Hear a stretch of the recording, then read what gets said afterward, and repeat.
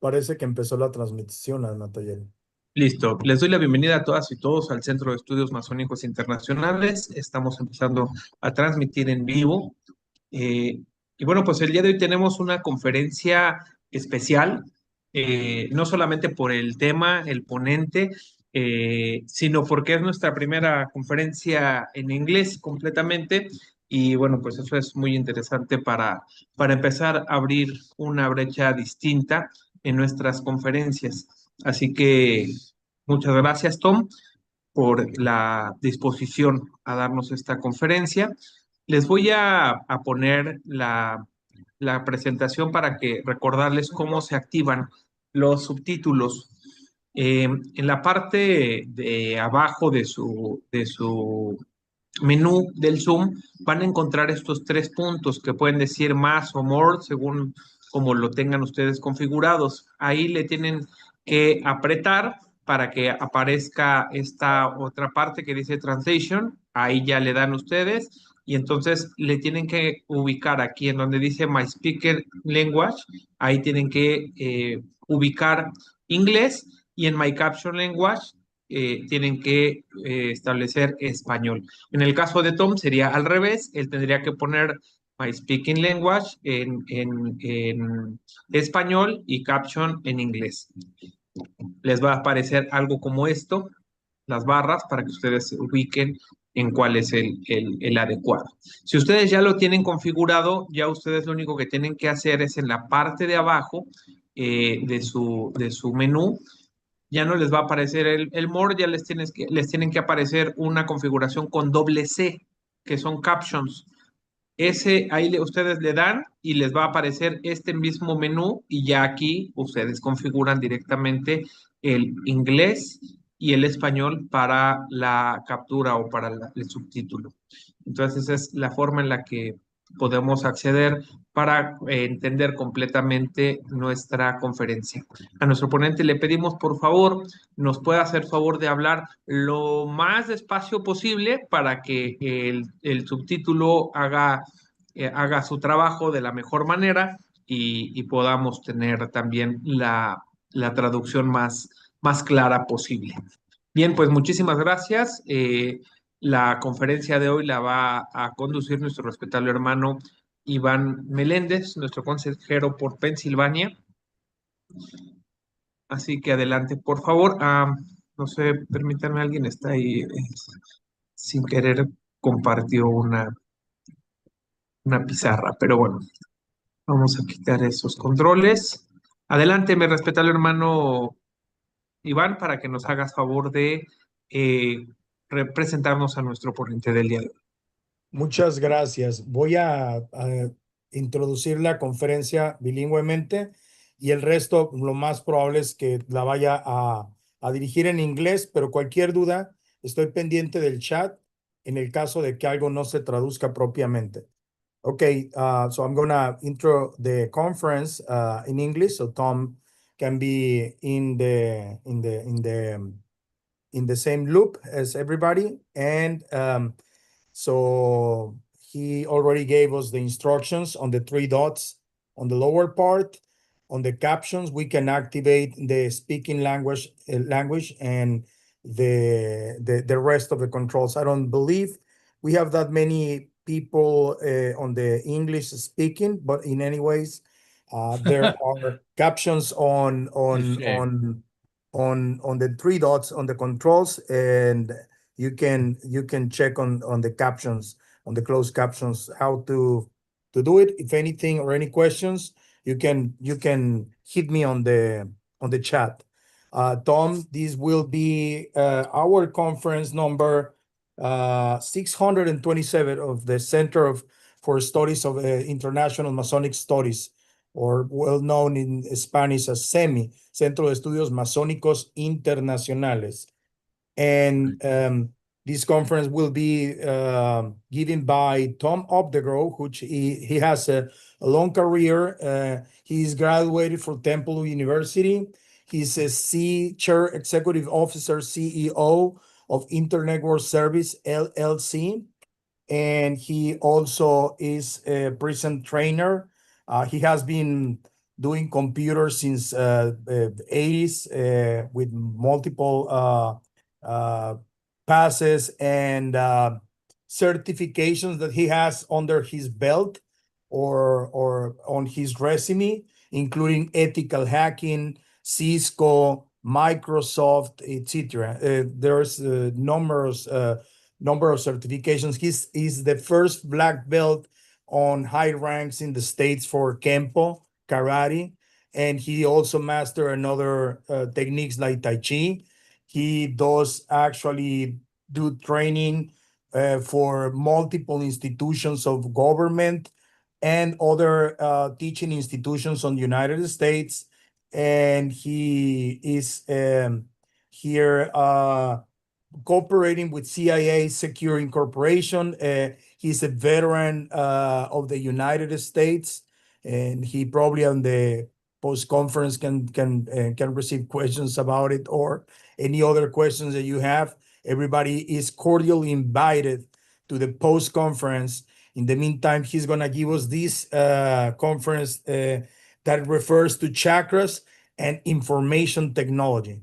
There is an OSI model on computational that divides 7 degrees of subdivisions from the physical to the application layer on computation and computers. And all the industry, we respect that model to understand where everything is standing at when we're working with computers. And so by that standard, Tom is going to explain his view on the connections with the chakras that we all know. So come on, Tom, all the microphones and the screen is for you to share. Go ahead. Very good. Thank you. Thank you, Ricardo. Let's see. Let me throw this up here and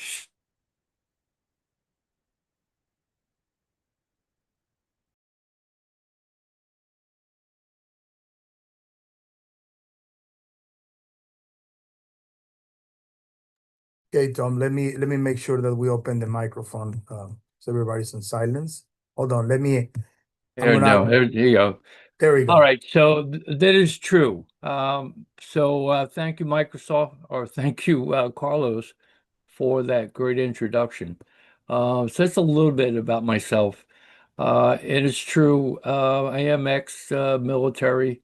I'm a Vietnam War vet. I got my start really in electronics, really, I guess, in the military.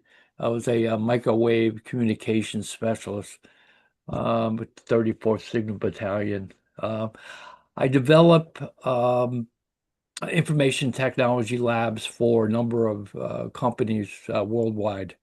I even wrote a couple courses. I wrote the social engineering course for IT Pro TV, which has an extensive library of courses. I'm a network consultant, and I am what's called a certified ethical hacking master. I'm a licensed pen testing master, and on top of that, I'm a martial art expert, having been working martial arts for most of my life. In fact, these are some of my instructors.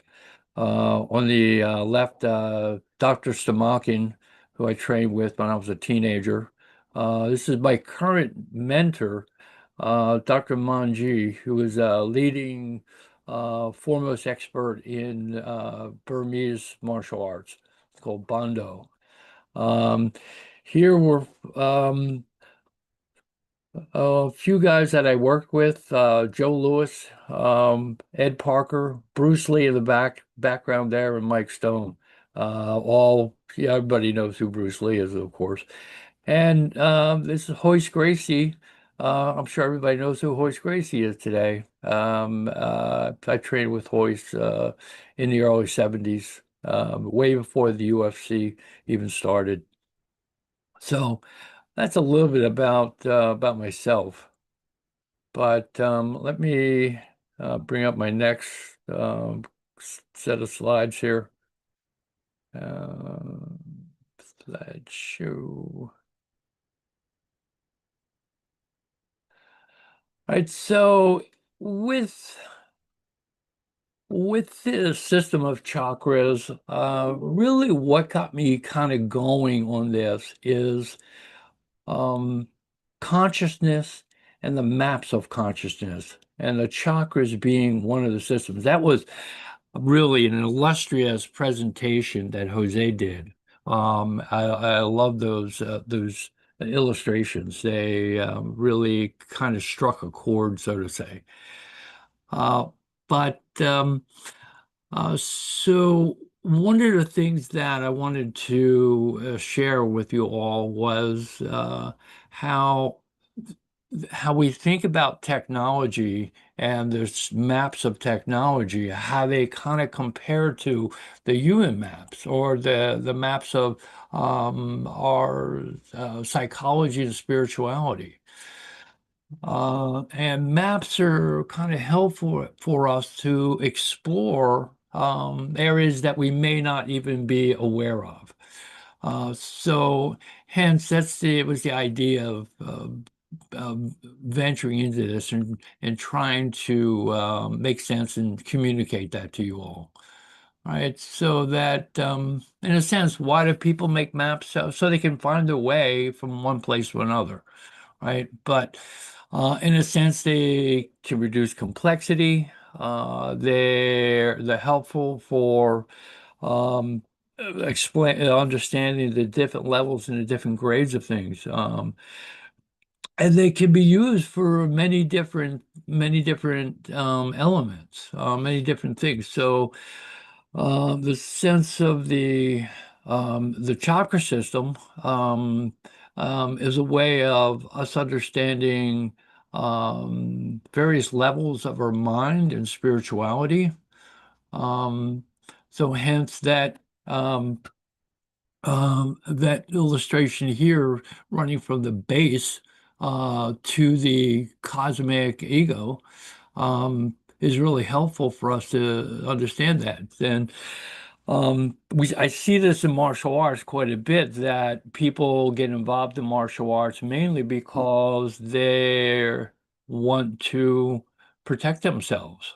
They want to understand how to deal with the fear that they have at that level, right? And as we move up through the layers, and I'm sure I'm not telling anybody anything new here, that we move through layers of pleasure uh, and willpower and love, right, up in the heart center, to communication and ability to spread truth. But we can see that we also have the negative sides of each of these components, right? In the third eye, certainly we have vision, we have ability to see, right? But at the same time, we may see the wrong things, depending upon how these lower centers are kind of working, right? So it's not my goal really here to delve too much into those, but just to say that we have this as a map of our consciousness and a way of um, understanding, ourselves and our relationship to others. At a glance, going from the root to the crown, right? Survival, sacral being related more to our emotion and our connection. The solar plexus more to our relationship to others, but our ability to express our will. The heart, certainly coherence and compassion. The throat, our ability to express and to bring our ideas across to others. Without our ability to use our voice, we are left with just the hands and the ability to express. The third eye, that of perception and vision, and again, the crown, that being one of the Godhead integration. When I look at a second system, which I'm more familiar with, and that is what's called the Bagua. You may know it as a I Ching. So the I Ching is an ancient Chinese system, similar to the fact that we don't have 7 layers, we have 8 layers. Okay? But they're more dynamic in the way they're done, but it is still a map of consciousness. So indeed, it is an ancient system from China. 8 forces, not exactly levels. They integrate with each other. Usually, they're seen more around a circle than in a linear fashion. But linear, circular, all depends on your point of view, doesn't it? So it describes, in a way, how we react under certain pressures. They're dynamic and relational. All right, those 8 trigrams are heaven, earth, water, fire, thunder, wind, mountain, and lake. Lake is more about complacency and comfort and joy, right? Mountain is sedate, but the mountain is also our boundaries. And what's kind of interesting is that we can apply these to just about any discipline. Wind is just that. The wind spreads, right? The wind blows. It disseminates and can spread the seeds. We have growth. Thunder, just like it is something exciting and creates activation and action. Fire can give us clarity. Fire really is, again, our vision in things. Water is always, water's dangerous. It's uncertain. It's risk. It's the things that we sometimes maybe don't see. Earth, as it is, we stand on Earth. It's our structure, our support, right? And heaven, again, heaven relate to the crown chakra, creativity. And so often one will see this, the bagua, usually in Chinese homes. You'll usually see this as a kind of a good luck symbol, usually over the doorway. The bagua is used also for feng shui, or uh, building and ordering a house. And it could be used also for understanding how a company should be structured so that it has prosperity and growth. So each of these lines are, in fact, the I Ching itself is probably the first analog computer. Going back, to over 2,000 years, the first actual binary system. Yin and yang, right? Whether it's a pulse or not a pulse, right? An instance and lack of an instance, combined in 3 lines to represent the earth, man, and heaven. Further combined into 64 hexagrams makes the I Ching, which is an incredible book on not only sociology, but psychology as well. So what inspired me was the what's called the OSI, the Open Systems Infrastructure. The OSI is an abstraction of how the computer system works. And it just always struck me that the computer being a model of the human intellect or the human being itself, but a very primitive model. A computer no way can do what a human can do, but yet it's a very simplistic clone of the human mind. And this is how the OS is structured.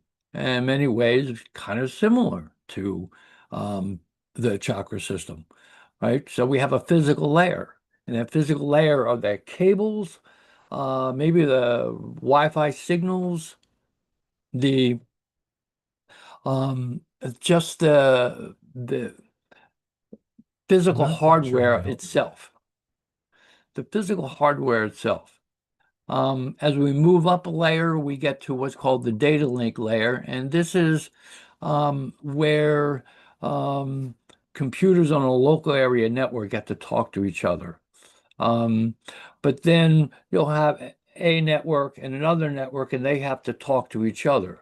And when two networks want to talk to each other, they have to move to what's called the network layer.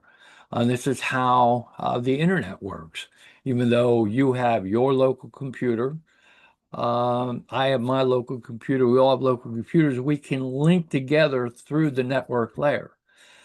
The transport layer is kind of similar to it is when a connection is actually put together. So all of us are actually working now in the transport layer. Even though we have these physical machines, we have networked together, but the fact that we've created a connection, end-to-end connections, we now sit in this transport layer. As we move up what we call the TCP/IP stack, session layer is and the presentation layer would be the fact that we're using Zoom. So the application really is the type of application that you might using. It could be maybe you're using Blue Jeans or Microsoft Teams. So there are many, many different applications, but there's a relative similarity between the two. So it's good to kind of, sit them all side by side in a way that you could kind of see them, right? So the chakras are truly the human experience, all right? The bagua, or the forming of the 8 trigrams, is behavior of change. The OSI is a model of system communication and how it works. In a way, we could say they're different lenses, but they have the same complexity. So it's helpful for us to be able to cut things up and look at them from different points of view. Why these maps align, right? What's consistent about them? They're layered complexity. They're structured from behavior. They help us diagnose failures when things don't work well. And it's helpful for us to manage chaos by using these systems and these maps. So here would be an example of how to use these maps in self-defense, right? In a sense,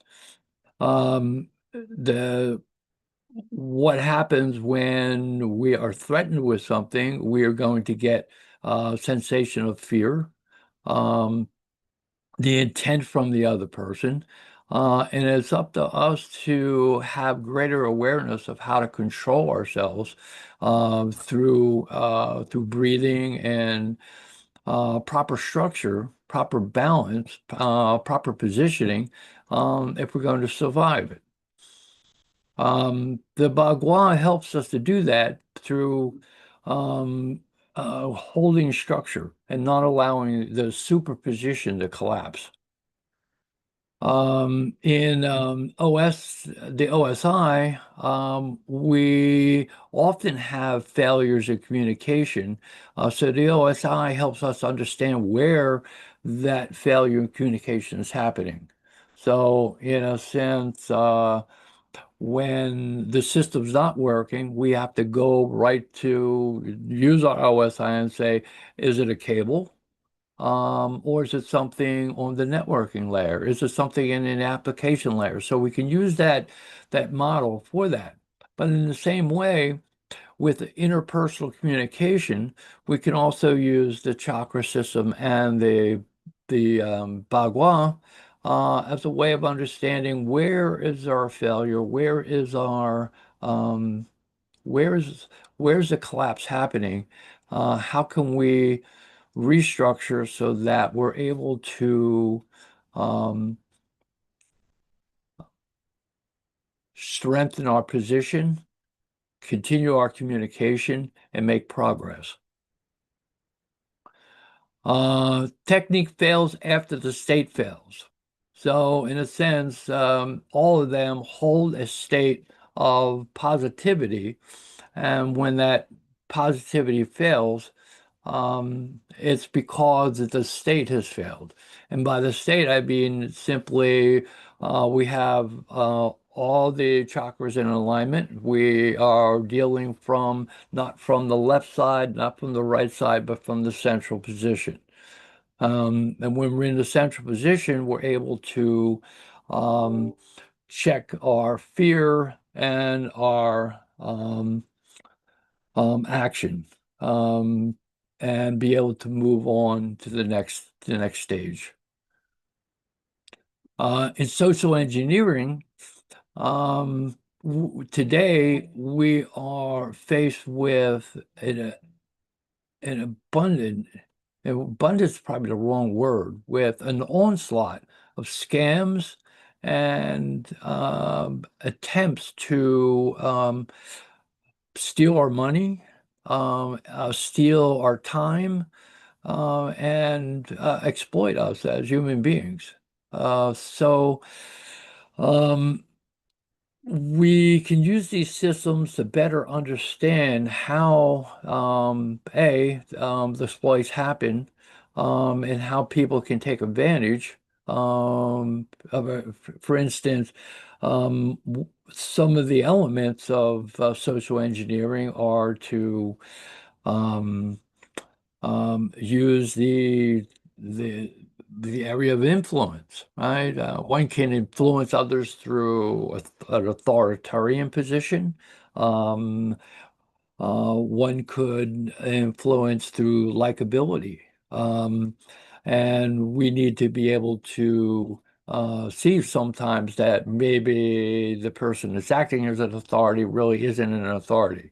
Or we don't always have to, just because someone is acting nice to us, that we have to buy or succumb to it. So in social engineering, usually people are exploited because they use the negative elements of personality to take advantage of someone. So we can learn a bit about these models and how to stabilize ourselves, learn how to not always just jump at it, and sit back, take a little time, try to understand what the social engineer is trying to get, what the criminal is trying to get from us. In system hacking, it's the same thing, that we have attempts at taking advantage of us when we're fatigued, or we don't have clarity of mind.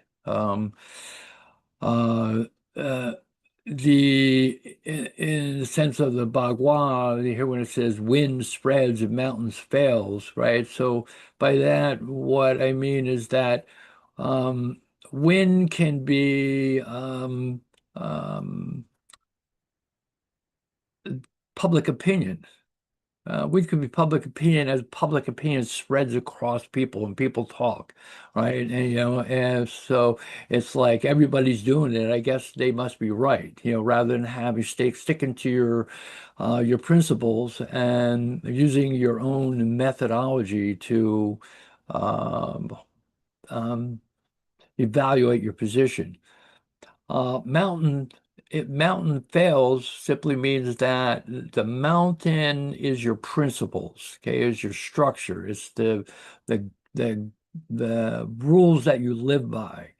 When you violate those rules, you're more apt to be influenced in the wrong way. So it's important there that you can live by your rules. The OSI, what happens is people can manipulate a computer system by attacking from a different layer. And typically, they could exploit through the application layer. They could exploit through the physical layer. Physical layer, all I have to do is cut the cable and system goes down. So that's one plus. They can turn off the power, or any number of ways. Every day, the internet is full. When I check the security guidelines and the security news lines, every day there's a new exploit, a new way that somebody's figured out how to attack a system. Sometimes they're by white hat hackers, and most of the time they're by black hat hackers. They're either criminal gangs or they are nation state hackers. So in a way, a unified insight. What I'm after is humans, systems, and even AI. So in a sense, we could take this same concept, these same ways. In fact, AI is becoming a very big part in many people's lives. And AI as well has a mapping structure. AI can fail if the systems aren't properly structured. If we don't apply these same rules. Structures generally collapse under pressure. So we need to know ways that we can organize and utilize that structure. Behavior follows forces, not rules. So the types of forces that are imposed upon us, we need to understand those forces by using these maps. Better maps enable quicker intervention. Now looking at AI as in failure, it's typically because there's some type of misalignment in our understanding and in the system. So we use the word alignment a lot in AI. So AI failures. So what we mean by an AI failure is when AI hallucinates, so one might put their trust in AI to come up with a particular solution, whether that was writing some type of a code or solving some type of a problem, because AI is very useful in many, even in terms of personal psychotherapy.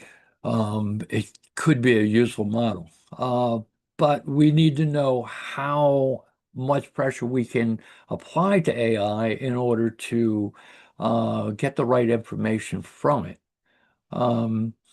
Same dynamics works in AI as it works in humans. Pressure can expose weak structure. In computer systems, we do stress testing to find the weak structures so that we can build them up.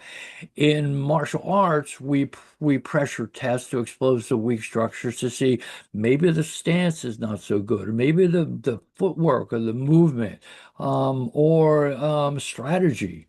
In the same way goes with our personal, um, physical, and spiritual development.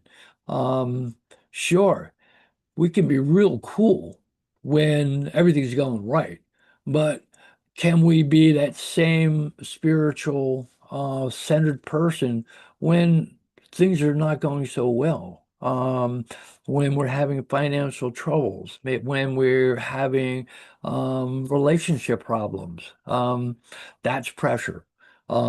So by having a map to diagnose, it can help us to understand that. If I can do it um, in these computer systems, and I can do it in AI, I can do the same thing by using a map to understand my relationship with other people.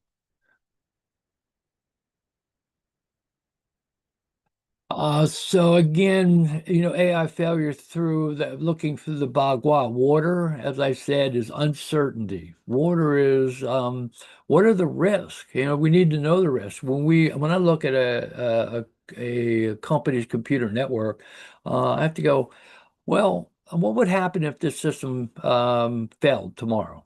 Um, would they go out of business? Could they survive? How long could they survive?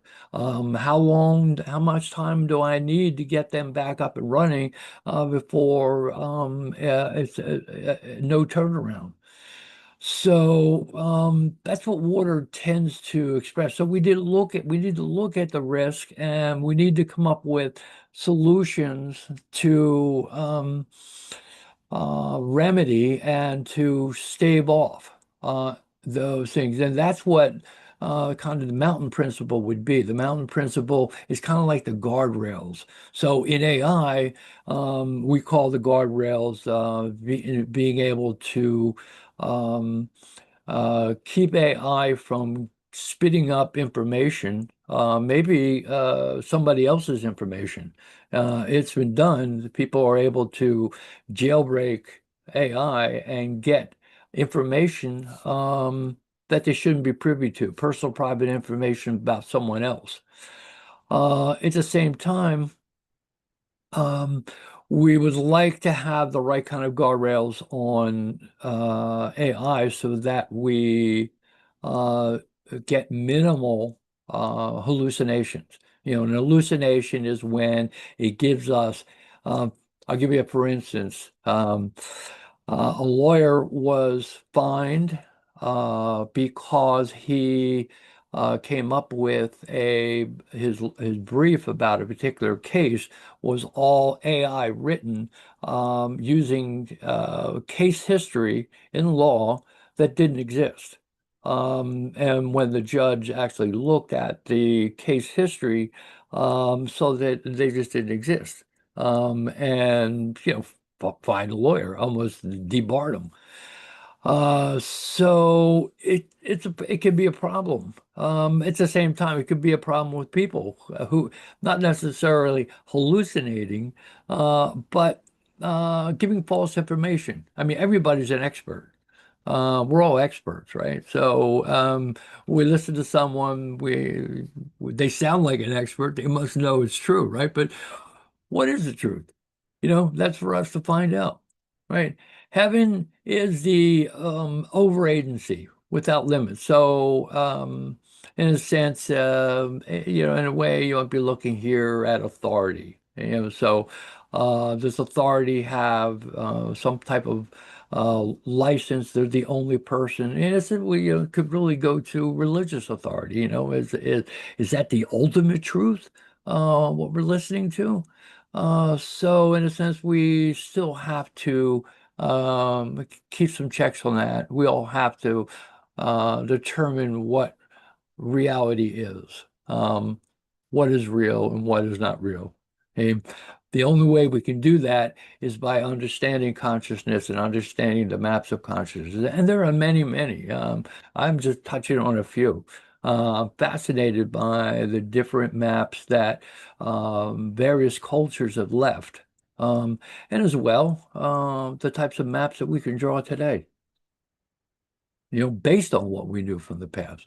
Why it matters? Because cybercrime targets humans. Right? AI amplifies existing dynamics. We're faced with cybercrime. We're faced with AI and AI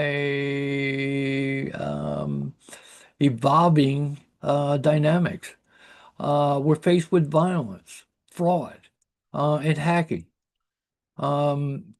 So by looking at these things in a cross-domain way, it helps us to develop more structure and better defense. So my closing thoughts are that maps are tools, not beliefs. And the map is not the territory. There's something else, right? The human existence, right? Different maps are better for different problems. The insight can come from comparison, but looking at different systems.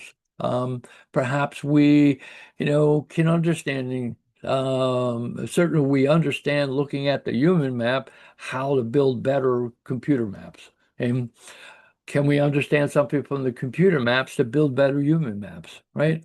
So one needs to choose the right map at the right time. These are just some of the things I drew my thoughts from. The yoga traditions of the chakra systems. I've been a big, I guess, a student of the I Ching many, many years. I think it's probably the best map that I can work with. You need to know your own maps. The OSI model, we use this every computer class that I teach. We go into the OSI model. Okay? It helps us understand how the systems, right? Systems thinking, just how do people interact and what I love the whole dynamics of sociology. I love the whole dynamics of social engineering. And in many ways, social engineering really came up really in the turn of the century. But social engineering in the beginning was more about developing a system for managing resources for the greatest good of mankind. That's a very positive thing. Today, in computer world, social engineering is more about, really it's a double-edged sword. One, it's the techniques that con people, con men, con women, criminals use to exploit the less fortunate, but it's also a system of self-defense in terms of how to better center ourselves and align ourselves, with positive values, and protect ourselves from these vultures. And they're the human factors in cybersecurity. And with that, that's my presentation. I hope you guys have some questions. And I gotta say, it's really been a pleasure just to sit here and talk to you all. Tom, highly appreciated. Thank you very, very much for all your thoughts. And definitely we are standing by. We have already a few questions from Facebook. I'm sorry, from YouTube. And everybody feel free to start lifting your hand. You can speak in Spanish and Tom will see your questions. And if anything, I can help a little bit to translate. But todos siéntanse con la seguridad de levantar sus manos, de participar. Tom nos está llamando a que podamos participar si así lo queremos. Y definitivamente, muchísimas gracias, Tom. Vamos a abrir los micrófonos también para otorgarle una batería de júbilo, que quiere decir un aplauso a nuestro querido expositor Tom Updegrow. Así que permiten un segundo, les habilito los micrófonos y Thank you, adelante, por Tom. favor. Thank Bravo, you. felicidades. Bravo, felicidades, felicidades, Congratulations. Tom. That was a nice Excelente, presentation. Felicidades, felicidades, muchas Tom. gracias, buenas Excelente noches. conferencia. Muchas felicidades. Congratulations. Sí, Gracias. Felicidades, felicidades, muchas felicidades. We're gonna pass to mute and then Vamos al everybody silencio will- nuevamente. Gracias. Adelante, Ricardo y Tom.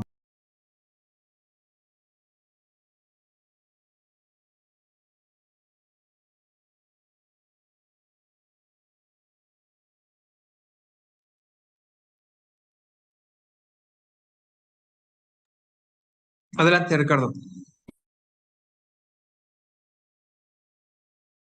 No te escuchamos. Oh, I'm sorry, Bernardo. De Jesús de Díaz Mejía. You can open your microphone. Go ahead. Okay. Thank you for the presentation first. Was very nice, Tom.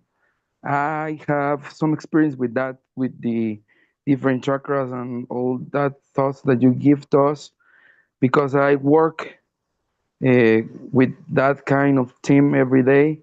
I give some physiotherapists to different people for working at the not contagious diseases, diabetes, obesity, and sedentarism. I use a lot of points that you mentioned to reset the system of the body.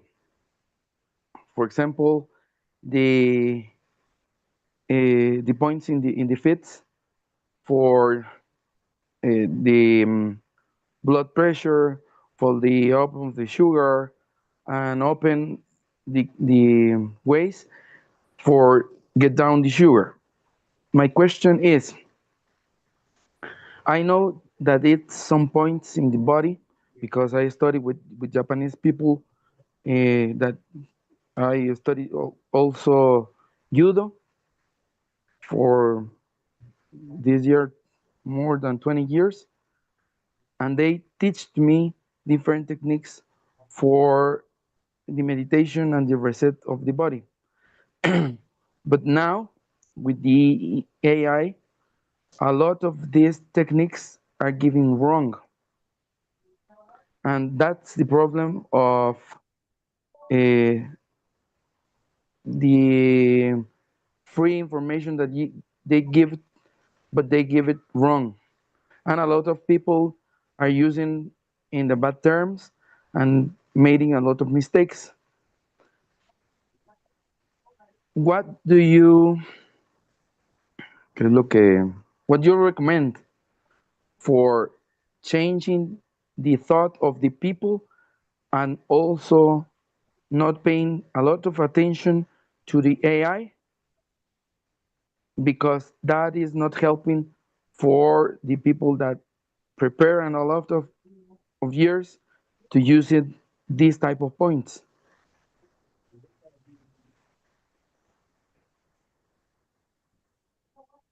Go ahead, Tom. Gracias, Iván. Yeah, I would say so. That's a very good question. So I think it's probably less an AI problem than it is a YouTube problem. So it's YouTube having, it's everybody's TV show. So everybody could be an authority, and people are going to, that's not going to stop. If anything, perhaps we can give people better ideas, better maps for how to discern the good material from the bad. Still, so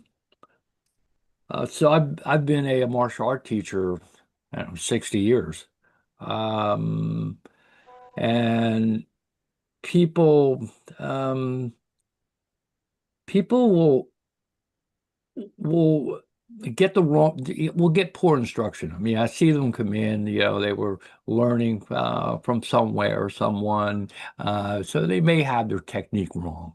But I think it's far better for someone to be doing something than nothing at all. So that perhaps maybe, there's, whether it's breathing or meditation, or they're doing something.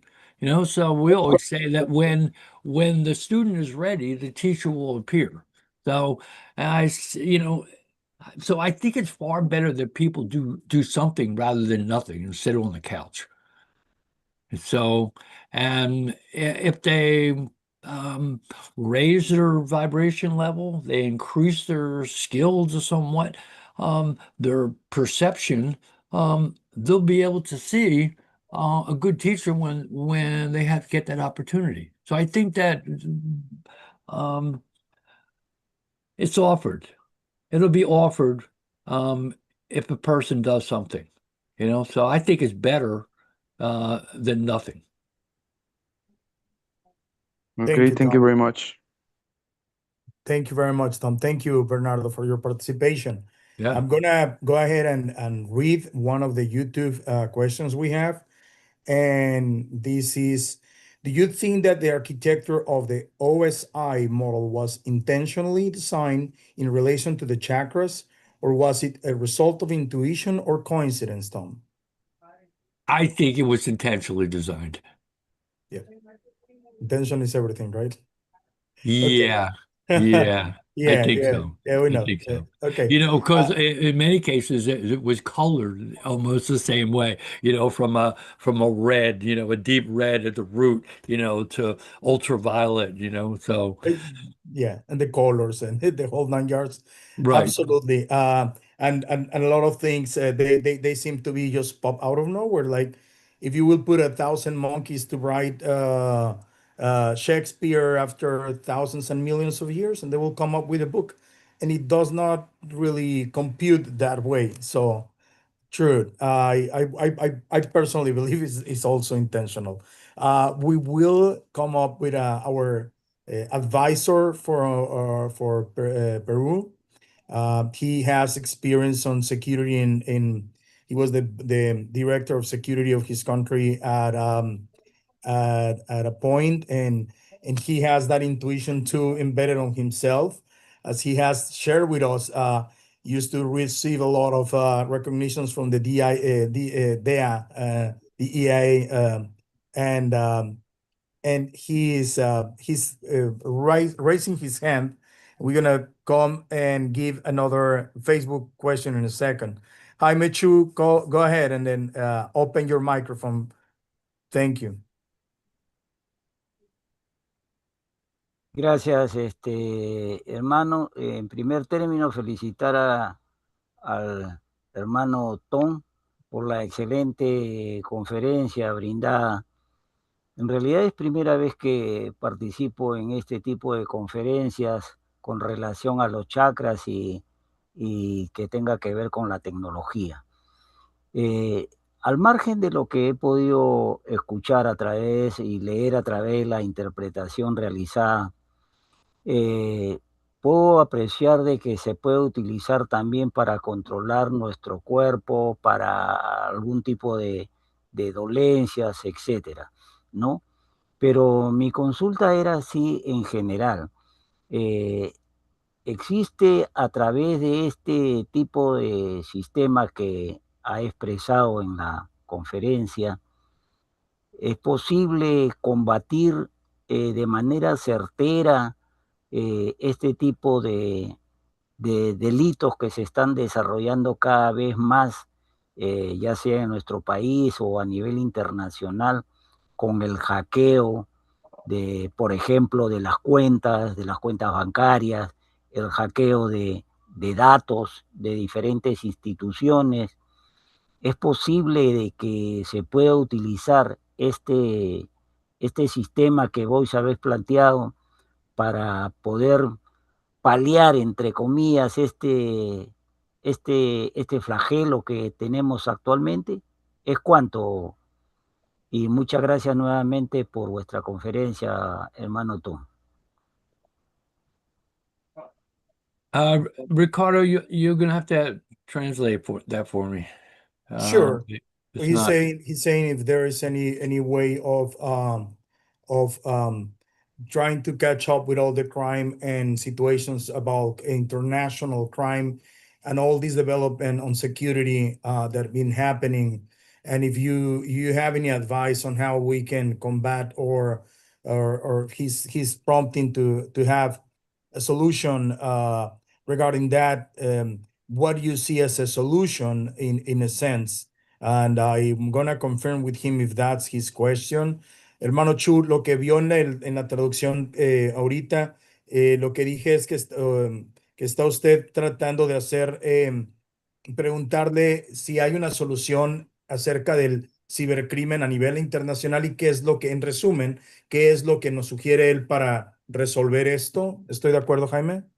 Efectivamente, esa es mi consulta Yeah, resumida. that's his question, Tom. Yeah, I don't know, because the situation is really bad and it just is getting worse. But we use the map again.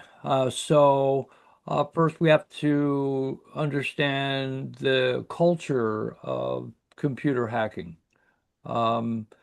We have nation states, which are involved in warfare. Then we have corporate espionage, which is almost the same people who are nation state hackers also are corporate espionage. So they're stealing secrets from the large weapons developers and like Lockheed Martin and Boeing and so on. Then you have the crime gangs, right? Which are highly organized. Then you have hacktivists who hack for a purpose, right? You have what are called suicide hackers, which don't care. Some people might hack for a purpose. Maybe they don't like a political party. And then you have those who like WikiLeaks, who think they're doing the right thing, trying to expose. So you have so many different groups. Who do we deal with first? I think at the top level, nation state is number one to try to understand. So hence, the defending side is pretty good today, in the sense of deploying sensors around the globe. Those sensors are just listening, they're just feeling what information passes back and forth. So they can pick up the fingerprints of a hacker as to what they're trying to do. So I think that's probably a priority number one. Then number two is like the crime gangs. That is more of, I think, of an educational type thing, and in a sense, you have to really look at some of these criminal groups. This is how they feed their children. This is, I mean, it may be in a part of the world where there's no no import export. There's no products. I understand. I can see that. I understand that.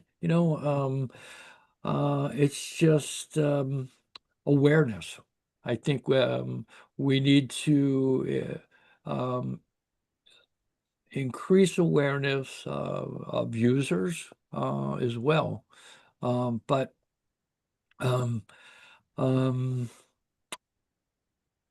and I think that education is probably the biggest part. And I think that even myself as an ethical hacker, my biggest job is training the customers that I have. Helping them with defenses, because we know enough today to prevent 99% of the kind of computer hacks that happen. But even then, the hacks that do happen are because people aren't applying those things that we know. So I think education is probably going to be the biggest part of it. Tom, if you allow me to insert just a concept quick. Certainly. I believe also everything is vibration and movement, and applying like a Tai Chi kind of a model here. If you get into the YouTube and the information stock as a knot, if you become one of the tips of the cable and you're just stuck, not going out, not observing the sky, not observing nature, and not doing that movement and vibration, then that's one of the problems that technology is achieving to control the major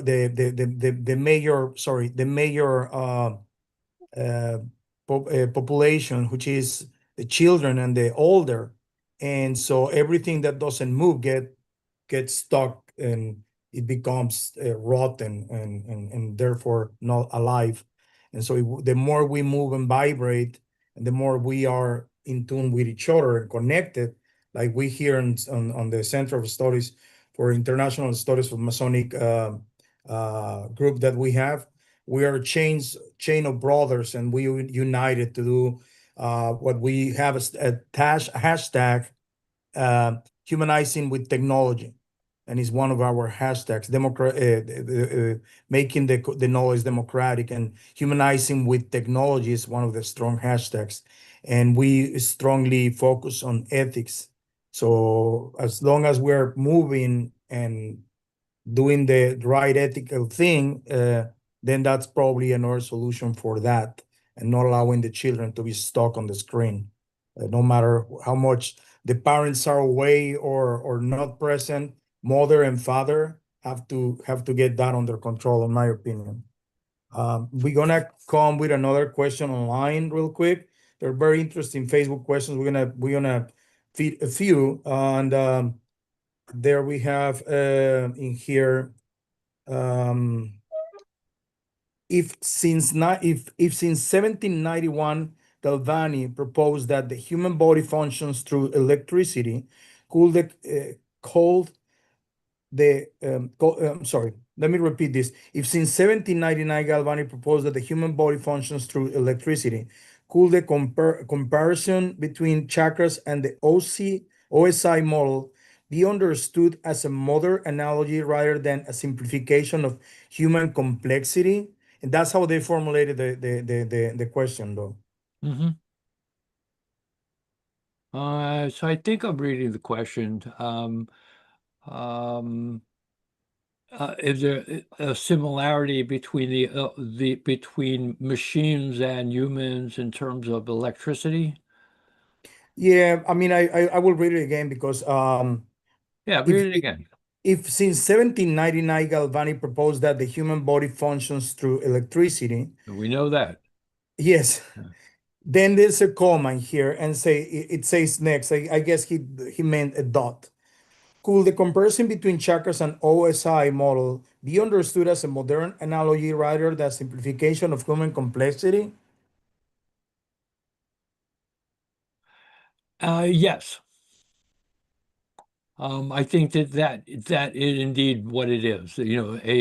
Because the OSI is a very simplification of a very sophisticated human being, right? So but it's a model of what happens in a human being. I mean, we certainly have we have our OSI, we have our base layer, we have our applications, right?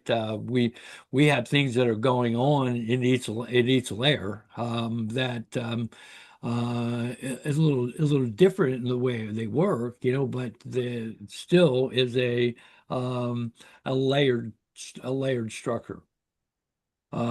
So they both work in terms of electricity, but the human being is far much more sophisticated.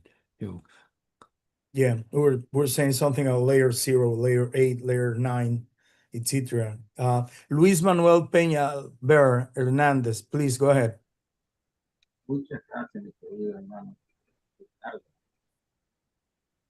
Mis saludos especiales para nuestro presidente, nuestro queridísimo hermano. El audio está muy bajo, hermano. No sé si pueda como acercarse un poco el micrófono de alguna manera. Su audio está un poco bajo. Okay. Volumen, algo, pero ¿Ahora se oye bien? se escucha mejor y se habla un poco más fuerte. Se es permitido gritar. Me partió el micrófono y tuve que empatarlo aquí. Está bien, saque el chi. Usted grítenos que no hay problema aquí. Ajá. Muchas gracias, mi querido hermano. Bueno, muy interesante la conferencia de hoy. Felicitaciones a mi querido hermano Tom por tan importante salario. Yo quisiera hablar de algo, o sea, decir, no es una pregunta, sino como abundar un poco en algo con relación a lo que es el lenguaje simbólico. Porque yo realmente aquí no entiendo el inglés, pero sí estaba leyendo lo que de la traducción escrita en la pantalla. Me hizo recordar algo que decía Marco Aurelio, el emperador Marco Aurelio, que decía que nada de lo que tú ves es la verdad, ni de lo que te dicen. La mente distorsiona. Y los mensajes también son distorsionados cuando le llegan a uno. Nada, ahora cuando hablan de hackeo, de robo de información, a mí me llega a la mente algo, no hay tal robo, sino lo que hay es una transferencia porque alguien que tiene esa información se la pasa a la persona que está solicitando la información. Electrónicamente, bueno, existen las maneras para penetrar dentro de, así como la misma persona penetra dentro de la otra persona, por eso del conductivismo, y no han sabido de alguna forma dominar esa particularidad de callarla, de tener de alguna forma ese sentido de no estar hablando mucho de cosas que no son o no son de alguna forma está autorizado para estar haciendo eso. Yo me llamo mucho la atención la parte que habló mi hermano con la parte de el bagúa. Y yo de alguna forma estaba buscando, porque precisamente utilicé la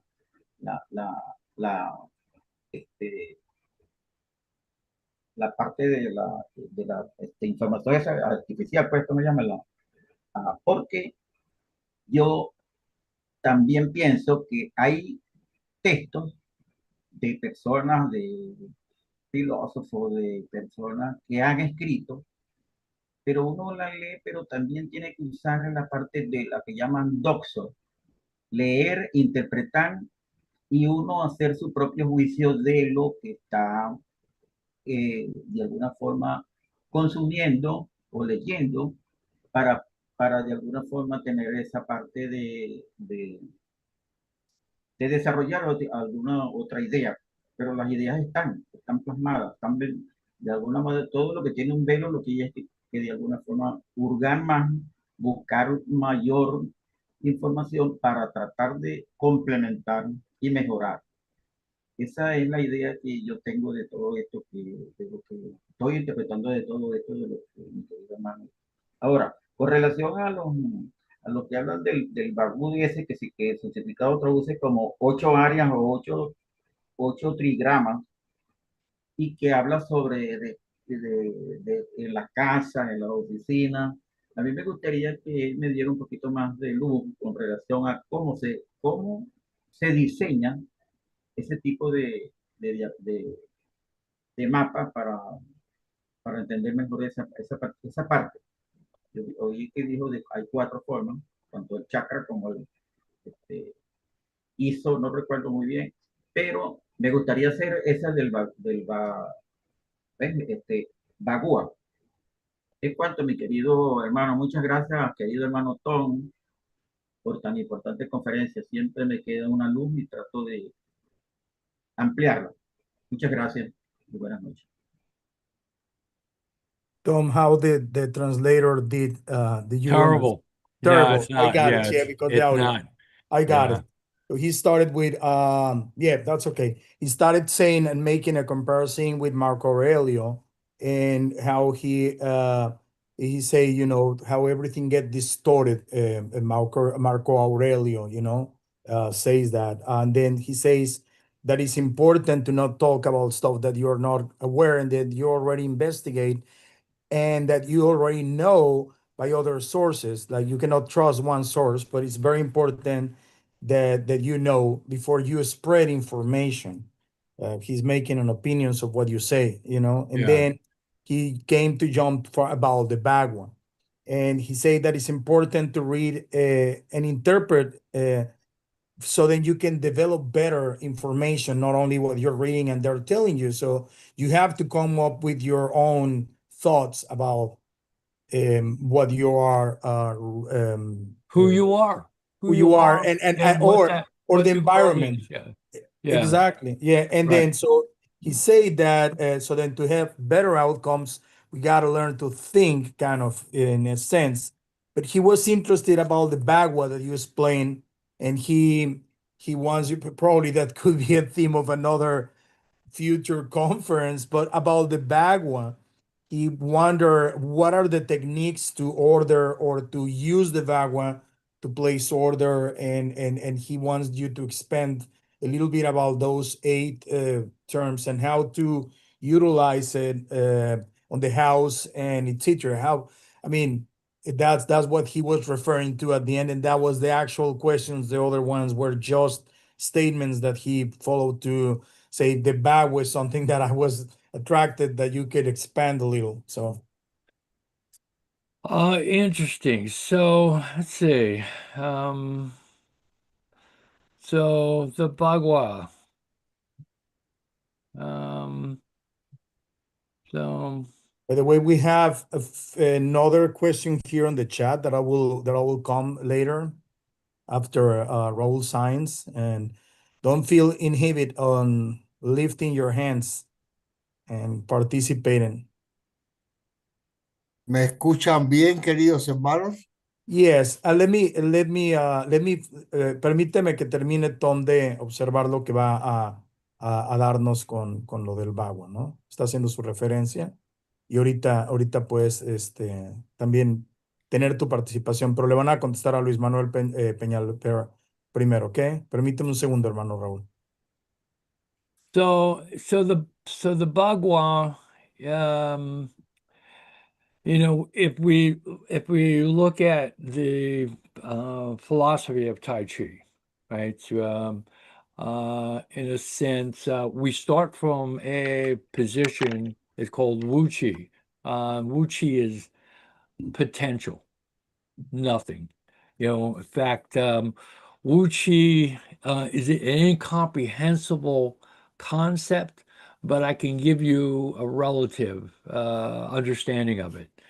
If you were on a bicycle, a regular pedaling bicycle, okay, and you put both feet on the pedals and push both pedals at the same time, what happens?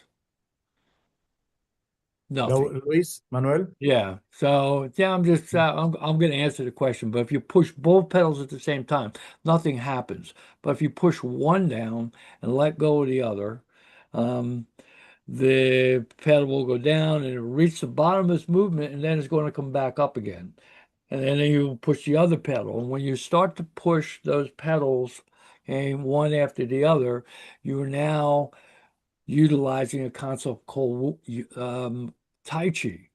Right, so Tai Chi is when yin and yang are interacting with each other in a sense that when yin reaches the end of its movement, it becomes yang, and when yang reaches the end of its movement, it becomes yin. Only when you put these two into harmony do you get Tai Chi, and then the bike itself, like boom, rights up and creates its own field of gravity and it stabilizes and off it goes. The pushing of both pedals at the same time is Wu Chi. It's potential. And in the same way, pushing neither pedal at the same time is Wu Chi. So Wu Chi is the potential that a system has before it actually comes into form, into reality. So we call that, that first point. But so the Bagua is really this relationship between yin and yang. But at the same time, can I share my screen again? Absolutely, Tom. Go ahead. Let's see, let me.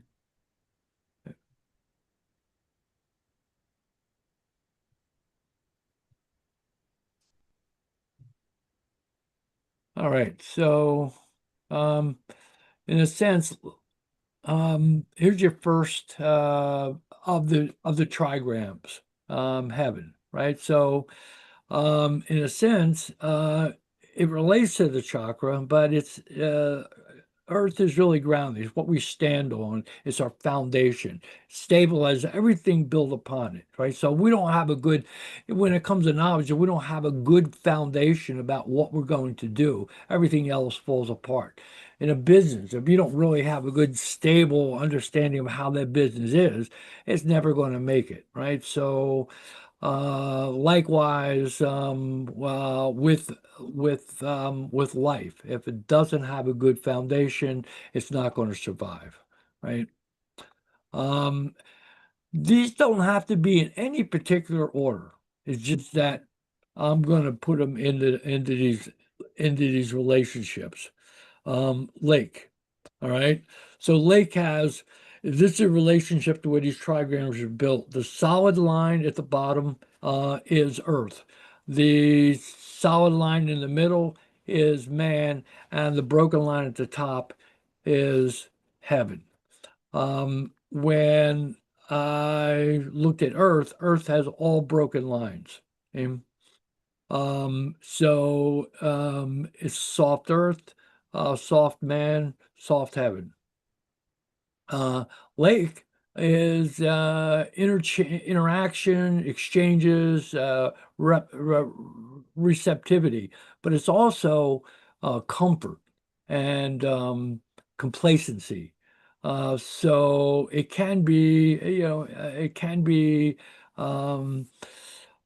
it'd be great because it feels great to be comfortable, and we all want to strive to the point that we can be comfortable, right? But at the same time, we could also sometimes be a little lazy and not really strive to do anything. We don't want to move out of our comfort zone sometimes, and we maybe turn down some challenges because of that. But hence that's the way Lake is as a trigram.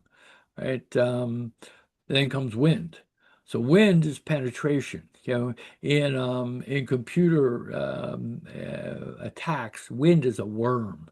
So worms move through computer systems. A virus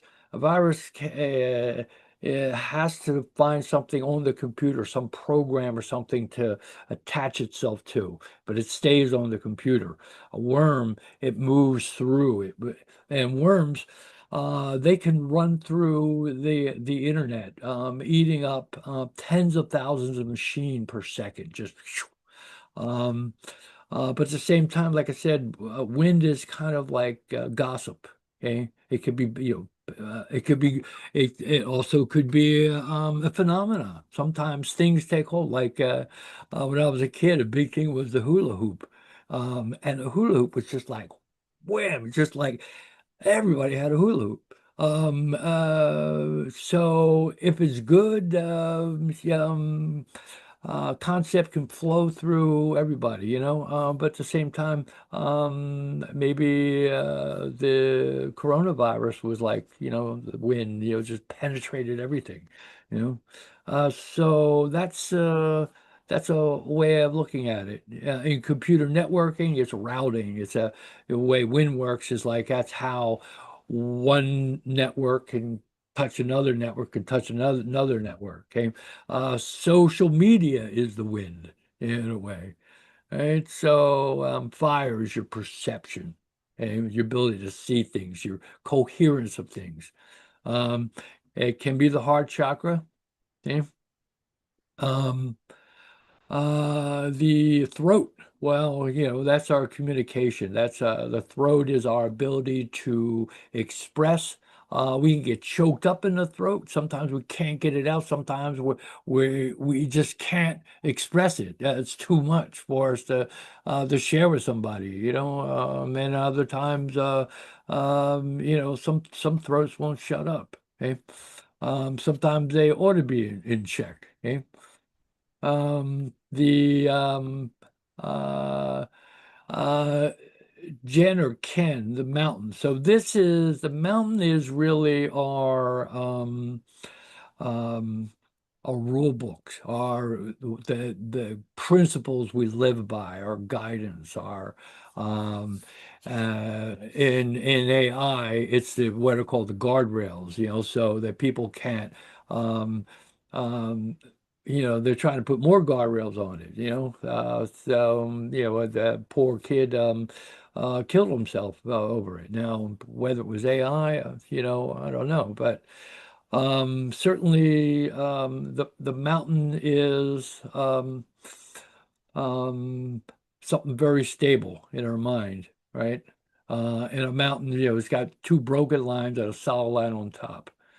Um, um, and then heaven, which is we could say our creativity, our ability to um, come up with ideas. Where do the ideas come from? Right? We have a thought. You know, in many ways, the human mind has both a male and a female element. Right? The male element goes, I want to do this, or I need to come up with an outline for a presentation, right? The female part of the mind is that womb of receptivity, that's where the idea comes from. Oh, well, why don't I do a presentation on the eight trigrams, you know, and maybe we could, you know, look at the depth of each trigram. You know? And then water, as I said, is danger.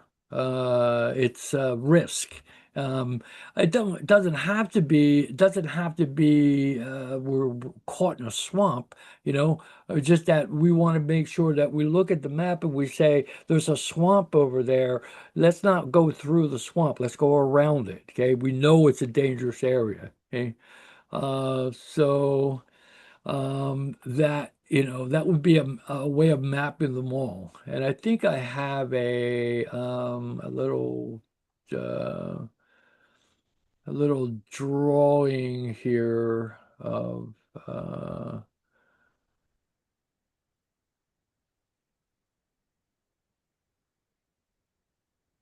pardon me. I don't think I thought maybe I had it right here at the bottom here, like a little illustration of the Bagua. Um, but you know, so in a way, that's the way they work together. Now, in the arrangements of them, people use that for the structure of their home. Um, uh, so they'll want to open the door in a particular direction, but it also has to be in relationship to the environment that you live in. Okay. Famous story that my Boy Scout master, Scout master once said about a couple young scouts who, were winter camping and they froze to death first night. Because they left the opening to the tent facing the north wind. Had they simply turned it around so that they could block the wind from the north, they may have, they would have done much better. So, the north wind is notorious for being cold. But in South America, I'm sure it's the south wind. It all depends, with the environment that you're in. Normally, east and west are a little different, but we can very well understand weather systems by understanding, in Chinese philosophy, you have not only the 8 trigrams, but you have the 5 elements, fire and water, metal and wood, and earth. Earth, again, is that stable thing that earth grounds things, right? Lightning strikes, you have a grounding rod that's going to ground that. So we need to be able to ground things. Fire and water, are intent forward. Waters are kind of reservation, are being able to absorb things, not being so obstinate about something, metal and wood are both our contraction and expansion. And if we look at weather systems, we have this. We have hot and cold. We have spiraling systems that are down, spiraling systems that are going up. And nature is all around us. So probably the best way to understand the Bagua is to put it into action. I've tend to study the I Ching and draw my inspiration from it. And usually for some event that I'm looking for inspiration, I'll tend to read it and then think about it. So my encouragement would be to actually spend some time and read about it. Very good, Tom. Thank you very, very much. That was Luis Manuel. I hope that was satisfying your questions. And so, Luis Manuel. Light. I mean, you're right. Figure it's a 2,000-year-old subject, right? Yes, definitely. We're gonna round it out in 15 minutes. We're gonna come to next participant right now, Raul Sainz. Go ahead, Raul. By the way, Raul's black belt for Dan. What's the technique, Raúl? Kempo or ¿cuál es la técnica de tu cinta negra, Raúl, de cuarto Dan? Shotokan. Shotokan. Shotokan. Go ahead, Raúl. That's my first art. That was the first martial art. Oh my. First art. Yeah. Ricardo, ante todo te voy a decir que me traduzca porque va a ser difícil que el traductor me cante a mí. Sure. Quiero saludar al presidente Anatae Montejano Arauz, mi respetable hermano, al respetable hermano Catalino Pichardo, que tiene un sombrero hoy muy cookie, él. Y a todos los hermanos consejeros del SEMI, que aunque no los vean, están haciendo su labor. Tom, te felicito, una gran conferencia. Y escuchando tu exposición sobre los mapas de conciencia, chakras, el Bagua, el OSI, y como todos revelan que la estructura, la claridad y la ética sostienen tanto al ser humano como a la tecnología y a la IA frente al miedo y la manipulación. El colapso no pude evitar leerlo desde mi propia experiencia. Yo vengo de Cuba, llegué a México gracias al camino marcial, siendo segundo dan en judo y cuarto dan en Shotokan. Y aprendí que la verdadera defensa no es racional, ¿no? Sino mantenerse en el centro. Eso es fundamental. Siempre mantenernos en el centro. En los principios de respiración para no caer ni ante la presión externa ni ante la falsa autoridad.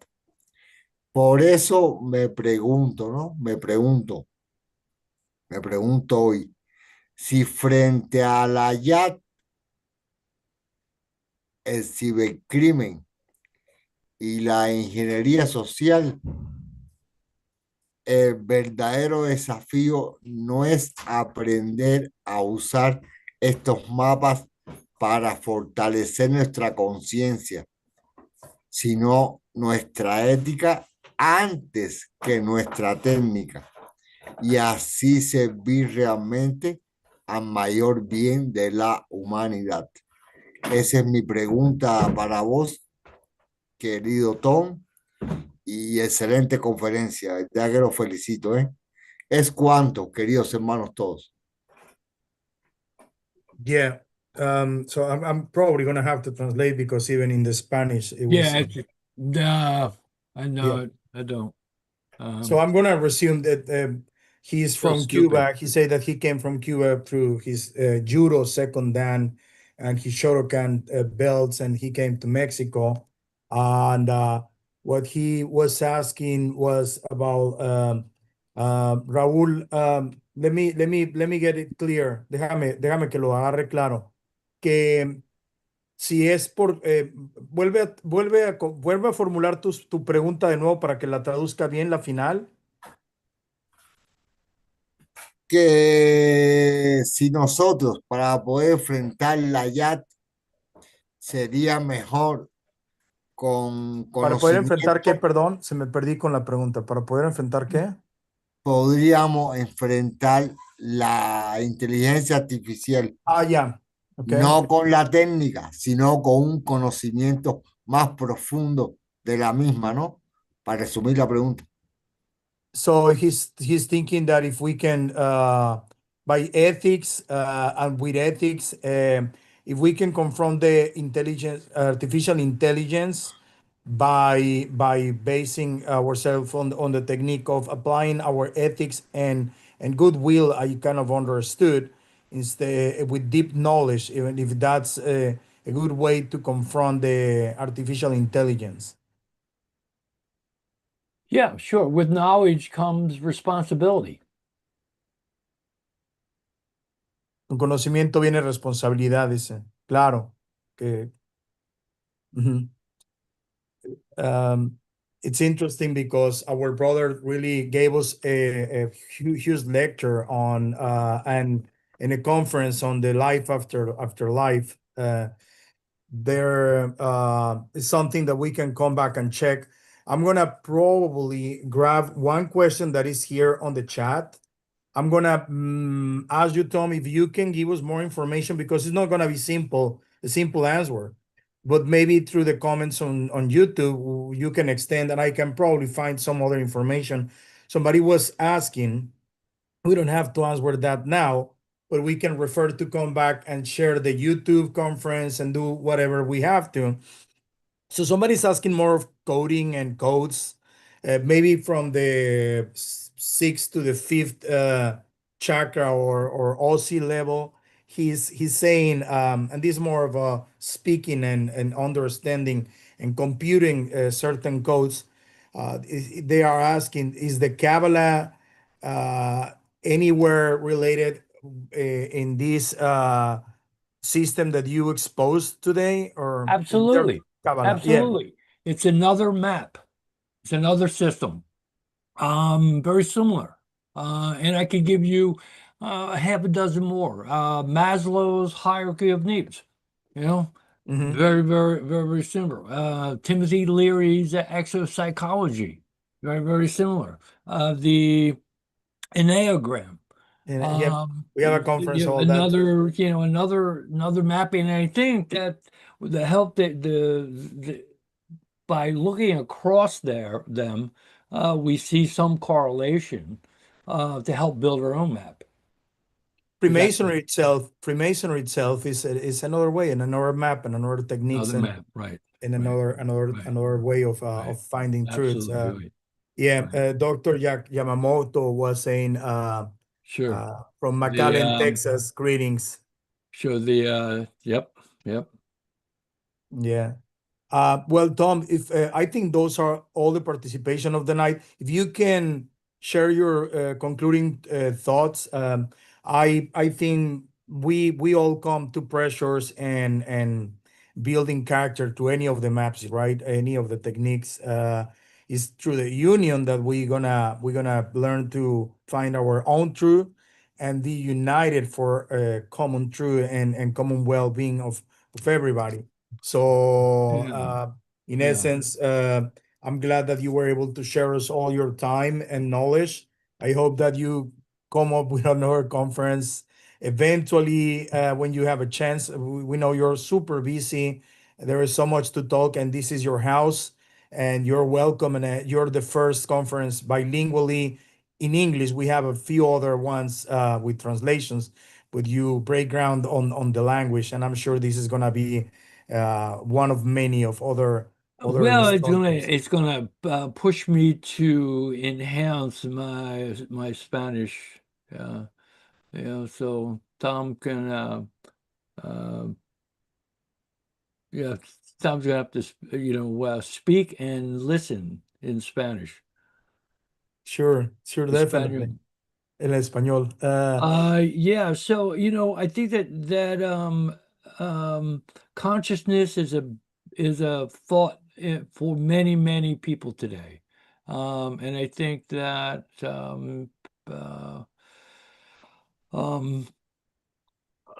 we're just part of an opening. And I think that minds and hearts are opening worldwide. And and I think that just being with a group of people like you, it's true. It's true that we're all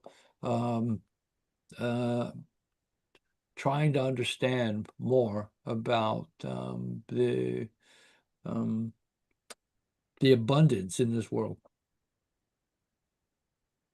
That's true. Well, so thank you very much. President Anatayel Montejano, do you want to share any final thoughts? Should I pass to the secretary, whatever you want? Sí, solamente agradecer nuevamente a Tom por esta conferencia tan interesante que nos deja ver pues mucha de esta forma en la que hemos ido construyendo nuestro mundo a imagen y semejanza nuestra, ¿verdad?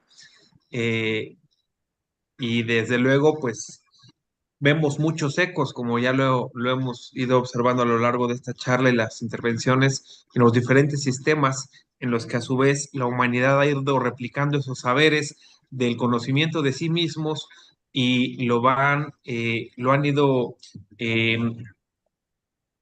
reproduciendo en sistemas para enseñanza de otros. Y en especial en la parte informática es muy interesante y nos queda mucho más claro que tal vez en otras enseñanzas, porque no solamente debe de estar bien la parte física, sino debe de estar también bien la parte informática o la parte espiritual, la parte anímica, la parte emocional. Y desde luego eso nos deja como un poco más clara la circunstancia en cuanto a que debemos estar bien en diferentes planos de existencia. Así que me parece que la conferencia de hoy ha sido muy ilustrativa. Muchas gracias, Tom. Reitero Es muy especial la conferencia por ser la primera en inglés y bueno, pues ojalá que nos puedas regalar conocimiento más adelante y pues con esto me parece adecuado darle la palabra a nuestro respetable hermano secretario ejecutivo. Gracias. Adelante, hermano Catalino. Muy buenas Gracias. noches, a la gloria del gran arquitecto del universo. Libertad, igualdad, fraternidad, salud, fuerza y unión, salud, estabilidad y poder. Hoy estamos democratizando el conocimiento en el idioma inglés con traslación a los otros idiomas y humanizando con tecnología y en muchos de los aspectos que tocó nuestro invitado Tom. Trata de eso, de la actitud proactiva, que yo estoy convencido de eso. Saludo a mi presidente, bien quisto hermano Antonio Natalia Montejano Arauz, con el hermano Ricardo Iván Meléndez Villalobos. Saludo a todos los consejeros en sus áreas especiales y jurisdicciones. Con el hermano Nelson Diocare, saludo a todos los iniciados y con Julia Retamar a todas las iniciadas, tanto las que están aquí presentes como a los que nos verán a futuro. Querido Tom, gracias por su trabajo que ha sido bien valorado y bien aceptado aquí en el SEMI. De todas las cosas que usted habló de actitud positiva y quien os habla, aunque ya estoy jubilado, es decir, estoy retirado de todo tipo de trabajo así formal como hacía antes, como docente y dirigente en diferentes áreas. Estoy dedicado aquí al SEMI, a la masonería, tanto simbólica como escocesa, filosófica, y me gusta trabajar para el SEMI, me siento en libertad, me siento apoyado y mi mamá que estuvo delicada de salud, eso es la preguntadera por el hermano Nataller, y ya ella dice, los hermanos del SEMI. Bueno, queremos hacer una grabación con mi hermano Juan para eh, ponerla aquí en el SEMI y ustedes puedan conocer de las ideas. Una mujer bien amorosa. Entonces, Atón solamente destaco de todo lo que él dijo.